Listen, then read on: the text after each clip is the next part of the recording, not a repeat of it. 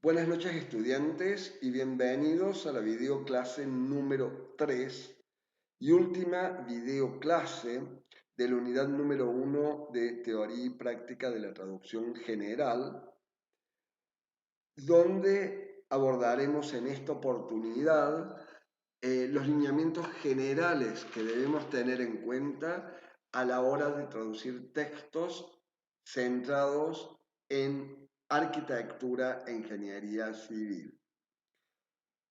La traducción en arquitectura es una disciplina fundamental que permite la comunicación adecuada entre los profesionales de diferentes países y culturas en el ámbito de la construcción y de la ingeniería civil. Ahora bien, ¿cómo se va a relacionar esa comunicación y esa cultura con la traducción? En principio, respecto de la comunicación, debemos decir que la traducción en arquitectura es una disciplina fundamental. ¿Por qué? Porque es la que nos va a permitir comunicar a través de las palabras a mi destinatario, a mi receptor, la magnificencia de las obras arquitectónicas en su conjunto, teniendo en cuenta la historia, las características propias de esa obra arquitectónica, el significado que el artista desea transmitir a través de esa obra arquitectónica, etc. Y con respecto a la cultura, debemos decir que al traducir arquitectura se debe valorar siempre la expresión artística y técnica del artista. Es imprescindible comprender la cultura que subyace a una determinada civilización, región, país, etc., para transmitir con precisión los aspectos culturales que influyen en la forma con la que se conciben y se construyen los espacios arquitectónicos. Por ejemplo, ¿qué significa todo esto? Supongamos que debo traducir un texto vinculado con el Arco de Triunfo en París, Francia. Bueno, entonces, al momento de traducir ese texto a la lengua meta, debo tener en consideración justamente la cultura de ese destinatario, de esa lengua meta. Y en ese y dentro de esos aspectos culturales debo considerar el periodo histórico en el que se construyó la obra, las características propias de ese periodo histórico, el tipo de estilo arquitectónico con el que con la que se construyó, las características propias de la región donde se la construyó, etcétera, etcétera. Es decir, un abanico de considerandos a tomar en cuenta a la hora de traducir adecuadamente, correctamente, textos vinculados con la arquitectura y el quehacer arquitectónico en general. Ya que hablamos de estilos arquitectónicos, permítame decir que en el mundo de la arquitectura existen diversos estilos arquitectónicos que varían de acuerdo con la cultura y con la historia de cada región. Yo aquí no voy a hablar de cada estilo arquitectónico en particular, porque ustedes lo tienen bien detallados en el material teórico de lectura obligatoria de esta semana. Simplemente voy a dar un pantallazo general cómo se fueron dando los distintos estilos arquitectónicos a lo largo de la historia. Comenzamos con el estilo griego clásico que tuvo lugar entre el año 600 a.C. y 149 a.C. Le siguió el estilo arquitectónico romano clásico. Fíjense, tienen figuras, hay imágenes propias de cada estilo arquitectónico. El estilo romano clásico va o nació en el 509 a.C. y se extendió hasta el siglo IV después de Cristo. Le sigue el estilo románico, que tuvo lugar en la Edad Media. Le sigue, o comienzos de la Edad Media, y el estilo gótico, que se da a finales de la Edad Media. Luego tenemos el estilo renacentista, que se da en Italia y después se extiende a diferentes partes del mundo. Este estilo arquitectónico se da entre 1425 y 1600. Le sigue el estilo barroco, que se da entre 1600 y 1800. Luego le sigue el estilo rococó, que se da entre 1720 y 1789. 1789 les debe sonar porque justamente es el año que determinó o que dio fin a la Revolución Francesa. Luego tenemos el estilo neoclásico, que va de 1715 a 1820, el estilo modernista, que va del 1885 a 1910, y luego se da, unos años después de haber iniciado la Primera Guerra Mundial, en 1920, tiene lugar el estilo Art Deco. En la actualidad nos vamos a encontrar también con otro estilo arquitectónico que tiene que ver con la planificación urbana o urbanística. Dentro de la planificación urbanística nos vamos a encontrar, para traducir, con documentos técnicos y normativos relacionados con la transformación del suelo en edificaciones y construcciones. Dentro de estas edificaciones o construcciones vamos a encontrar terminología específica que se relaciona, por ejemplo, con edificaciones de culto, como es, por ejemplo, la mezquita o una ermita, con edificaciones militares como la alcazaba,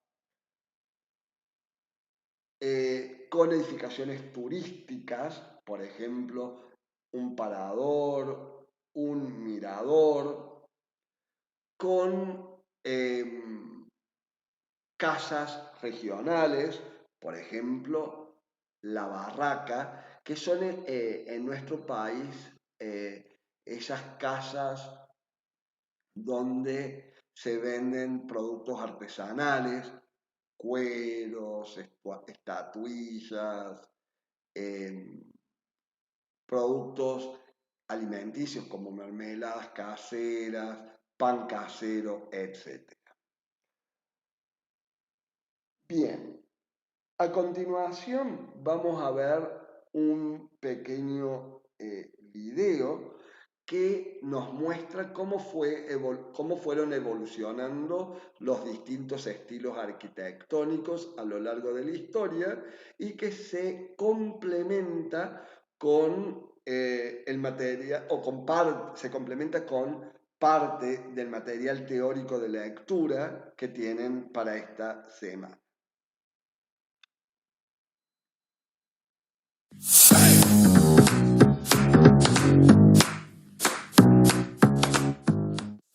Hola gente de YouTube. El día de hoy, ya que es nuestro primer domingo subiendo video, quisiera empezar con un tema que a varios de los arquitectos nos ha interesado bastante. Y este es los estilos arquitectónicos.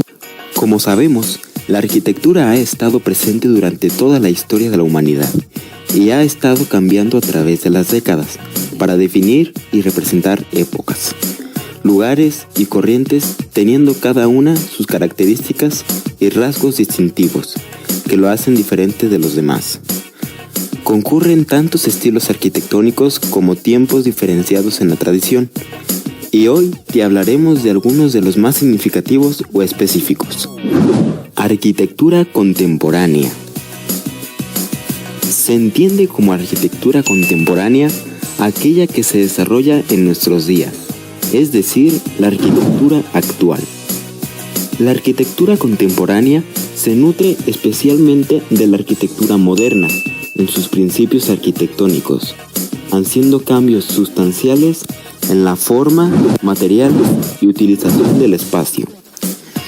A este periodo lo caracteriza la búsqueda constante de la innovación en cada una de sus etapas, especialmente en la constructiva y tecnológica. Curiosamente, podemos decir que esta arquitectura no se corresponde con un periodo de historia establecido, debido a que encuentra en permanente desarrollo. Arquitectura moderna. Este estilo arquitectónico abarca un conjunto de corrientes de arquitectura que se han desarrollado alrededor de todo el mundo durante el siglo XX. Se caracterizó por la simplificación de las formas, a diferencia de otras corrientes anteriores. Aquí se prescinde de los ornamentos. Además, se utilizaron nuevos materiales como el acero o el hormigón armado. Uno de los representantes más importantes de este tipo de arquitectura es Antonio Gaudí. Algunas de sus construcciones más importantes son la Sagrada Familia como templo religioso o el Parque Güell, ambos en la ciudad de Barcelona. Otro edificio representativo de esta época es la Ópera de Sydney, perteneciente a la corriente expresionista. Su diseño exterior está compuesto por trozos de una semiesfera, formando tejados como forma de concha. Arquitectura renacentista. Este tipo de arquitectura es aquella que abarca el periodo artístico europeo durante los siglos XV y XVI, especialmente en Italia. Este tipo de arquitectura se caracteriza principalmente por el deseo de construir edificios perfectos, basándose en cálculos matemáticos para conseguir la armonía. Vuelven a lo clásico, empleando arcos de medio punto y columnas abalaustradas. En esta época, los arquitectos pasan a ser reconocidos y considerados como artistas interdisciplinares y humanistas. Un ejemplo de arquitectura renacentista es el templete de San Pietro in Montorio, levantado en Roma en el siglo VI por el arquitecto Bramante. Arquitectura gótica. El estilo gótico en arquitectura comprende las edificaciones construidas desde finales del siglo VII hasta el siglo VIII en Europa occidental. Cronológicamente se encuentran entre el estilo románico y el renacentista. Este estilo arquitectónico se ve reflejado sobre todo en las catedrales europeas. Algunas de las características más representativas son los arcos apuntados y las bóvedas de crucería, así como la vidriería decorando grandes espacios de las paredes. Un ejemplo de este tipo de arquitectura es la Catedral de León, del siglo VIII. Las vidrieras son las más importantes de los edificios góticos españoles. Arquitectura clásica. Conocemos como arquitectura clásica a la producción de edificaciones por parte del pueblo helenístico durante un periodo comprendido entre los siglos 7 a.C. y 5 después de Cristo. Dentro de la arquitectura clásica, los historiadores también abarcan la arquitectura romana, cuyas representaciones más importantes datan del siglo VI a.C. En la arquitectura clásica griega podemos diferenciar tres estilos arquitectónicos: orden dórico, jónico y corintio. La influencia de estos estilos es evidente en épocas posteriores. Los romanos, haciendo lo mejor sabían hacer, adquirieron las órdenes clásicos y los transformaron. Además, añadieron dos más: el orden toscano y el compuesto. Un ejemplo de este tipo de arquitectura es el Partenón, un templo de base rectangular situado en la Acrópolis de Atenas. Arquitectura romana. El estilo romano clásico dominó entre el año 509 a.C. y el siglo VI después de Cristo. En sus construcciones imperaban los arcos, que además de darles fortaleza a los edificios, tenían una finalidad estética. Dentro del estilo romano podemos encontrar el toscano, que es más sencillo, y el compuesto, que le daba toques florales a los capiteles. Como ejemplo de estas construcciones tenemos el famoso Coliseo romano. Arquitectura románica. El estilo románico surgió durante la Edad Media y sus construcciones predominaron entre el año 1000 y 1140. Este estilo está caracterizado por su sencillez, además de que las construcciones cuentan con grandes muros y arcos semicirculares, además de también contar con los pilares. Una característica típica de este estilo son las bóvedas de arista. Y dirán, ¿qué es esto? Son los espacios utilizados para cubrir lugares cuadrangulares entre cuatro arcos. En la actualidad existen diversos ejemplos con este estilo, como la Torre de Pisa, la Abadía de Besalay y basílicas como la de San Ambrosio en Milán y la de Santa María de Capitolio en Colonia, Alemania. Arquitectura barroca.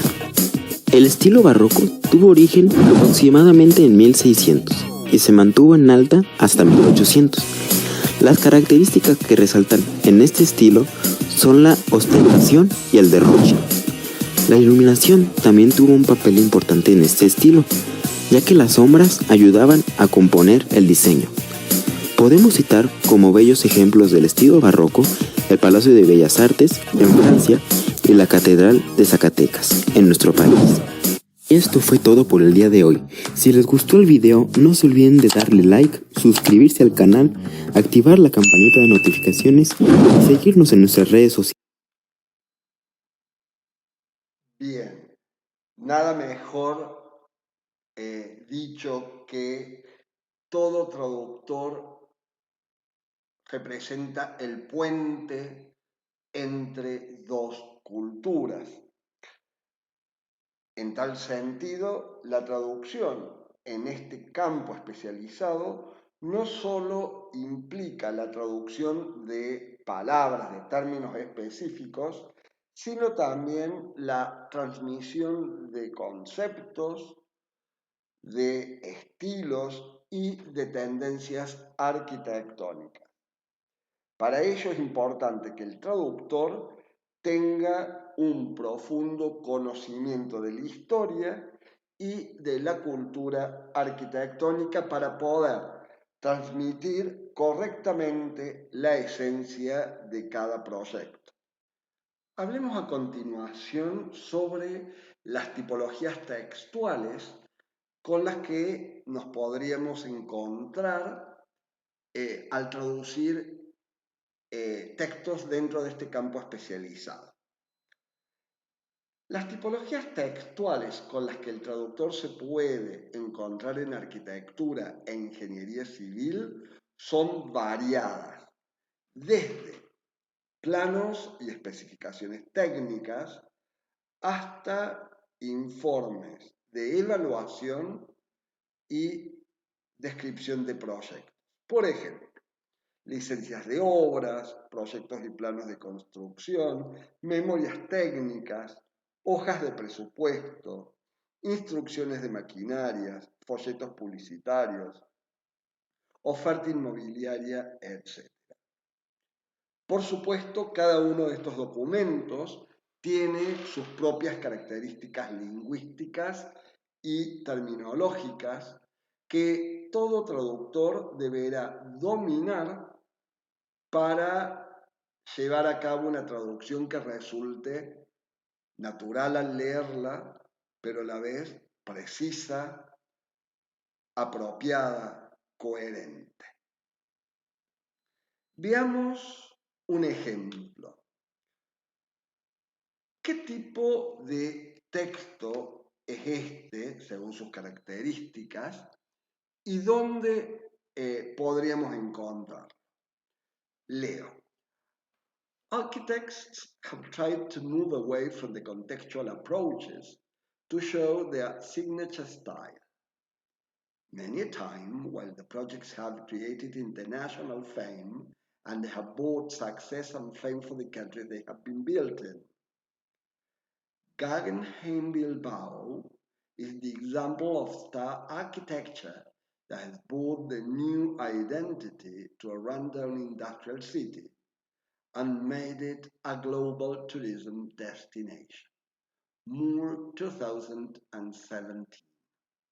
Bueno, en principio ustedes acá tienen dos fotos, dos imágenes que representan el museo citado en este fragmento, Guggenheim Bilbao.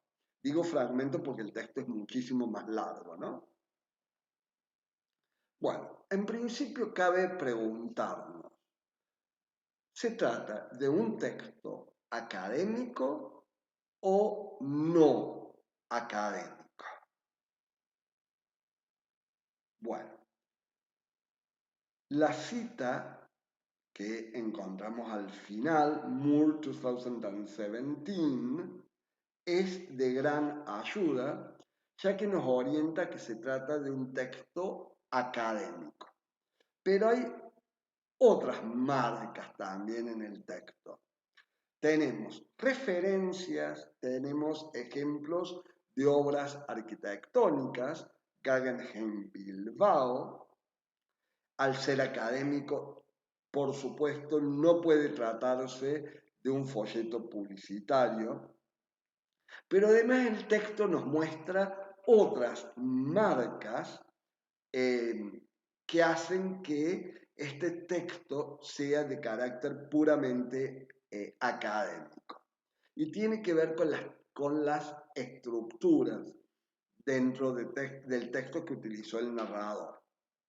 Fíjense en estas estructuras, por ejemplo. Architects have tried to move away. To move away podría, por ejemplo, haber sido diverge. Otro ejemplo. From the contextual approaches to show. Podría haber sido también, por ejemplo, en lugar de to show, podría haber usado display, podría haber usado exhibit. Many a time while the projects have created international fame. Fíjense en la expresión many a time. Es una expresión más bien de uso cotidiano, pero desde lo verbal más que desde lo escrito. Por otro lado tenemos they have both success and fame. Podría haber sido provided success and fame. For the countries they have been built in. Fíjense en esta expresión. Uno sabe que en un buen inglés no está bien visto terminar una oración con una preposición, in en este caso. En lo personal, si yo fuese a escribir esta oración, hubiera utilizado una subordinada adjetiva, una subordinada relativa, quedando la información del siguiente modo, ¿no? Fame for the countries in which they have been built. Bueno, veamos ahora dónde podríamos haber encontrado este tipo de textos. Develamos la fuente. Contemporary, estas son otras fotos del Guggenheim Bilbao. La fuente es entonces Contemporary Architecture and Historical Context, a case study of contemporary European buildings. Naim Brar, 4th International City Planning and Urban Design Conference 2019. Se trata, fíjense, en el último renglón, Conference 2019, se trata de una conferencia en un congreso. Y este fragmento entonces ha sido sacada de una ponencia que se lee en un congreso, este 4th International City Planning and Urban Design Conference. Vale decir entonces que no es un paper, ponencia es el equivalente en español de paper. Digo, no es un paper que se vaya a publicar, sino es un paper que se va a presentar, se va a leer en una conferencia. De ahí el carácter formal y el carácter académico de este tipo de textos. Entremos directamente a la traducción propiamente dicha. ¿Cuáles son los problemas de traducción con los que como traductores vamos a enfrentar? En primer lugar, terminología técnica. Alta densidad terminológica. La traducción de textos de arquitectura e ingeniería civil puede presentar problemas debido a la gran cantidad de términos técnicos específicos pertenecientes a la disciplina, ¿no? Es importante en estos casos que el traductor tenga un buen conocimiento de la terminología utilizada en estos campos para asegurar una traducción adecuada, y también como traductores debemos saber qué diccionarios especializados o glosarios terminológicos son los más completos a la hora de consultar terminología desconocida y que me sirvan para encontrar, por otro lado, los equivalentes exactos para cada problema de traducción que se me presente. En segundo lugar, otro problema de traducción son las expresiones idiomáticas o frases hechas. Los textos de arquitectura e ingeniería civil pueden contener expresiones idiomáticas o frases hechas que pueden resultar difíciles de traducir. En tal sentido, el traductor debe ser capaz de encontrar equivalencias que mantengan el significado original del texto.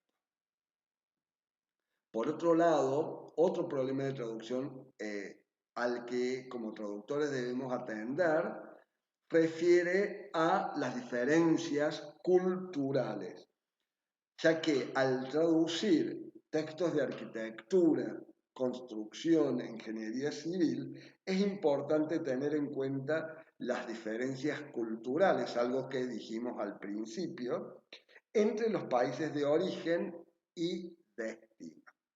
Algunas referencias culturales o formas de expresión pueden no ser comprendidas en su totalidad si no se tiene en cuenta el contexto cultural.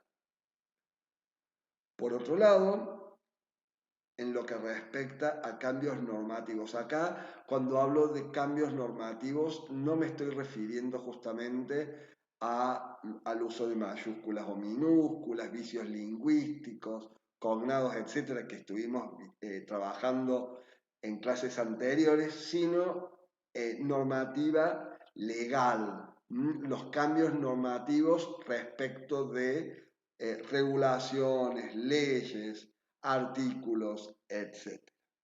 En muchos casos, los textos de arquitectura e ingeniería civil hacen referencia a normativas o regulaciones específicas de cada país. Entonces, en estos casos es importante que el traductor esté familiarizado con las normativas locales, regionales, para poder traducir con exactitud estas referencias. Y finalmente, otro problema de traducción refiere al estilo de redacción. Los textos técnicos suelen tener un estilo de redacción claro, conciso, que puede resultar difícil de mantener en la traducción. Es importante que como traductores seamos capaces de mantener el tono, el registro, la estructura del texto original para garantizar así una traducción adecuada. Y para finalizar este recorrido, cabe preguntarnos cuál es el rol que debe asumir todo traductor al traducir textos vinculados con este campo especializado. En primer lugar, debemos saber que un traductor especializado en textos de arquitectura, construcción, ingeniería civil, desempeña un rol crucial en la comunicación de ideas y de conceptos relacionados con el diseño y la construcción de edificaciones. Su labor consiste en traducir de manera precisa y fiel los documentos técnicos, los planos, las especificaciones técnicas y otros materiales que requieren ser adaptados a diferentes idiomas para su entendimiento y aplicación en diferentes países. Por supuesto, cuando hablo de idiomas, en nuestro caso nos referimos al par inglés-español, tanto en traducciones directas como inversas, ¿no? Por otro lado, entre las responsabilidades de un traductor especializado en arquitectura e ingeniería civil se encuentran la familiaridad con los términos técnicos propios del sector, la capacidad de transmitir de forma clara y coherente la información contenida en los textos originales, el respeto por los estilos y normas de redacción de cada idioma. Esto tiene que ver con la normativa y la ortotipografía propias de ambas lenguas, la lengua de origen y la lengua meta, y la habilidad para mantener la coherencia y la cohesión del mensaje a lo largo de todo el documento traducido. En español, nosotros contamos con distintos recursos cohesivos que nos permiten lograr una mejor redacción. Estos recursos cohesivos pueden ser, por ejemplo, los conectores que nos permiten unir una oración con otra dentro de un mismo párrafo, e incluso conectores que nos permiten unir un párrafo con otro para evitar repeticiones y mantener la idea general. También podemos encontrarnos con la pronominalización como recurso cohesivo, es decir, utilizar pronombres que me permitan evitar repeticiones en español. Estos pronombres pueden ser demostrativos, pueden ser posesivos, etc. Como recurso cohesivo también contamos con la elipsis, es decir, un recurso que me permite suprimir un determinado término cuando éste se repite varias veces dentro de un mismo párrafo e incluso dentro del mismo texto. También debemos saber que un traductor de textos de arquitectura o de ingeniería civil debe poseer un conocimiento profundo de los principios y conceptos fundamentales de estos campos especializados, así como de las normativas y regulaciones específicas de cada país en lo referente a diseño y construcción. Esto, por supuesto, permitirá ofrecer traducciones de alta calidad y precisión, adaptadas a las necesidades y exigencias del sector de la arquitectura, de la construcción, de la ingeniería civil. Bien, entonces, en resumen, el rol de un traductor especializado en textos de arquitectura e ingeniería civil es fundamental para garantizar la correcta comunicación de información técnica y especializada en el ámbito de estos campos especializados, contribuyendo así al desarrollo y la difusión de conocimiento en este campo tan importante y relevante para la sociedad. Bien, hemos llegado así al final de esta tercera videoclase, no sin antes mencionarles como de costumbre cuáles son los materiales teóricos de lectura obligatoria para esta semana. En primer lugar, tienen un material de cátedra donde amplían con mayores detalles todo lo que hemos expresado a través de esta videoclase en relación con la traducción de textos vinculados con la arquitectura, la construcción y la ingeniería civil. Y además van a leer de la guía de estilo los signos de puntuación, los usos de los signos de puntuación que nos quedan pendientes, que es 2 puntos y la barra. Por supuesto, tal como les anticipé en la videoclase anterior, de todos los usos posibles de los signos de puntuación, he seleccionado solo aquellos donde se han observado recurrencia en los errores. Ahora sí, me despido de ustedes hasta un próximo encuentro. Hasta luego.